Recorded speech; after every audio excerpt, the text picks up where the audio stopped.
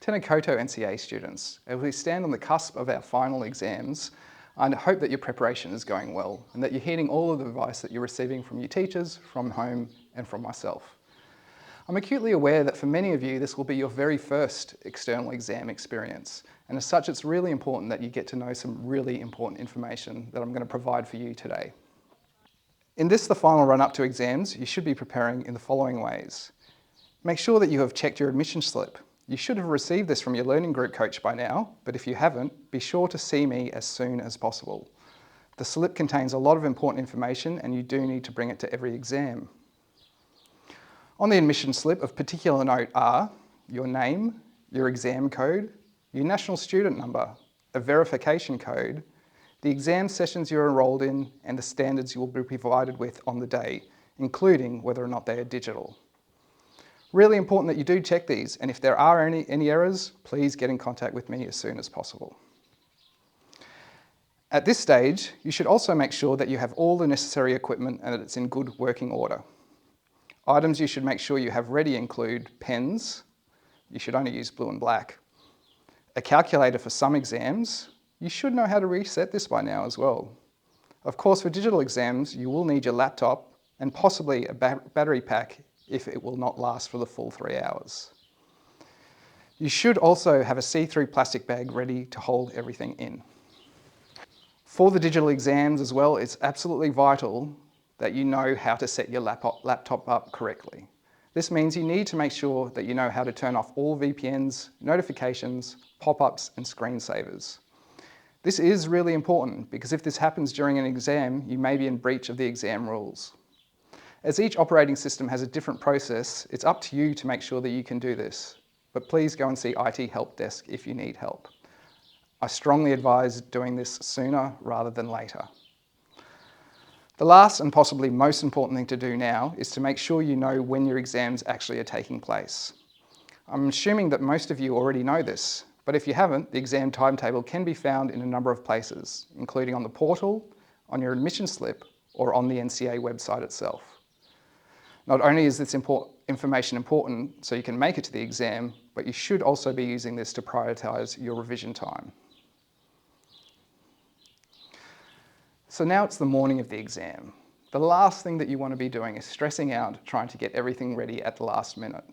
So when it comes to the day of your exam, I advise the following. You should only bring the correct equipment to the exam. You must bring your admission slip, photo ID if you're sitting a scholarship exam, your pens, calculator, battery pack, and of course your laptop. Remember, this all needs to be kept in a see-through plastic bag. In addition, you may bring a bottle of water, but remember it does need to be in a clear see-through bottle without any label. If you need to take an emergency evacuation pack, this could contain keys, money, bus or train passes and medicine. But remember that this does also need to be in a see-through plastic bag and you cannot touch it unless you're permitted to. As far as arriving at the exam goes, the assembly places remain the same as for the trial exams. That is, at the squash courts if you have SACs, or at the tennis courts if you are sitting in the RSC. You should aim to be at the appropriate place no less than 20 minutes before your exam begins. That means you should be here for morning sessions no later than 9:10 and for afternoon sessions by 1:40. If you arrive late, you will not be given any extra time, and if you are more than 30 minutes late, you will not be allowed to enter except in exceptional circumstances. If you do not have your admission slip with you when you arrive, there is the opportunity to get a reprint from the sports office, but you should allow yourself additional time to get this processed.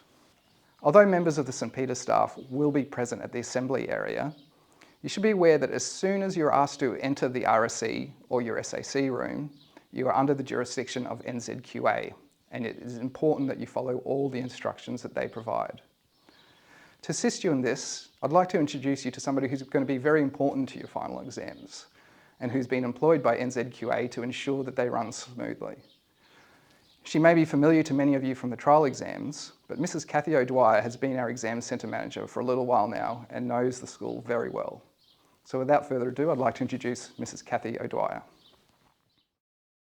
Hi everyone, my name is Cathy O'Dwyer and on behalf of NCEA I am your Exam Centre Manager for the 2022 NCEA Level 1, 2 and 3 exams and scholarship exams. I've spent the last few months working very closely with Mr Alini, the Principal's nominee, and Ms Smith regarding SAT candidates in preparation for your end of year exams. I know Mr Alini is filling you in on a lot of information today, so I just wanted to run through a couple of very quick things that will help you to prepare for your exams. I'd like to run through a brief list of the things you can do to prepare yourselves for your end of year exams and things that will assist all of us. The first thing I would like you all to do is try really hard to leave your phones and your watches out of the exam rooms. If you forget, there will be boxes to collect these at the start of every exam session. However, it is a serious breach of exam rules to be found with a phone or a watch of any kind during an exam session. Regarding digital exams, it is your responsibility to ensure that your laptop is fully charged prior to your exam session. Can you also please take 5 minutes to disable any notifications or anything that goes ding-dong on your laptop for your exam session.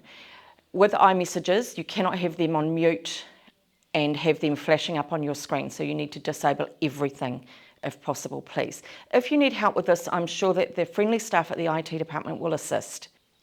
It would also be super helpful if you would come into your digital exams with everything on your computer shut down. So, in other words, no non-exam related tabs open.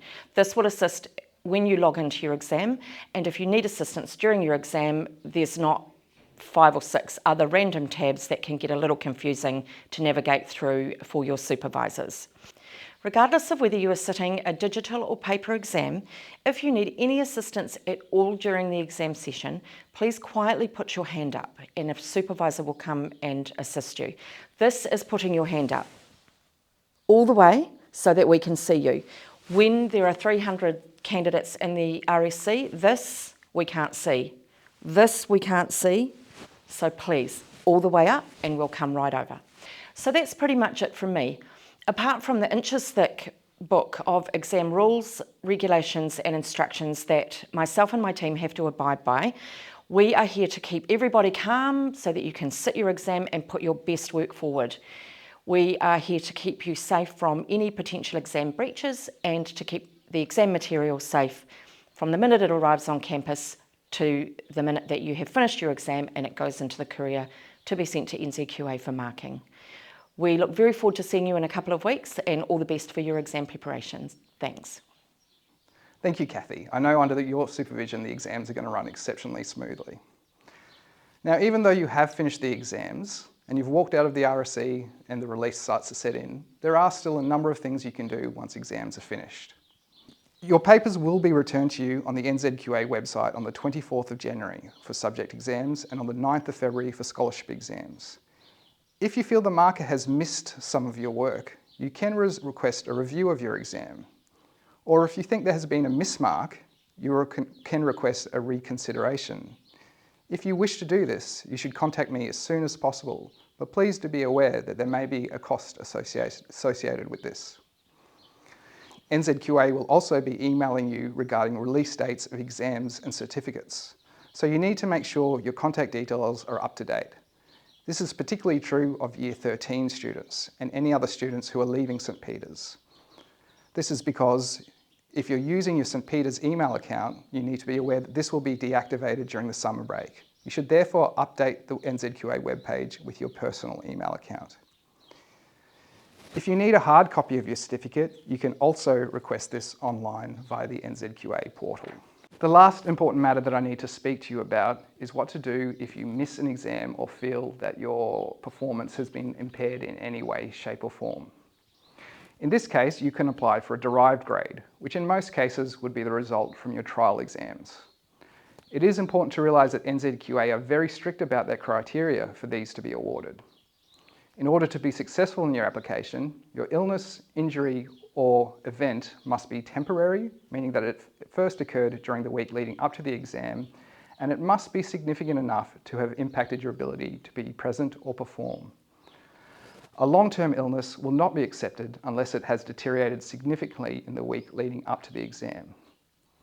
In all cases, you need to see an independent registered professional at the time of the exam and get evidence from them that will support your application.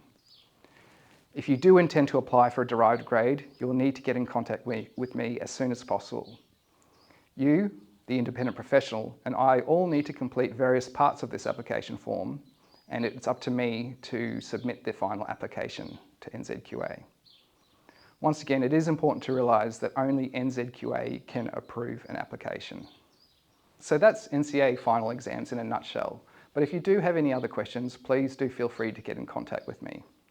Finally, although it's not my job to tell you how best to prepare for exams, that is, unless you study level 3 physics, I would encourage you to stay in touch with your teachers.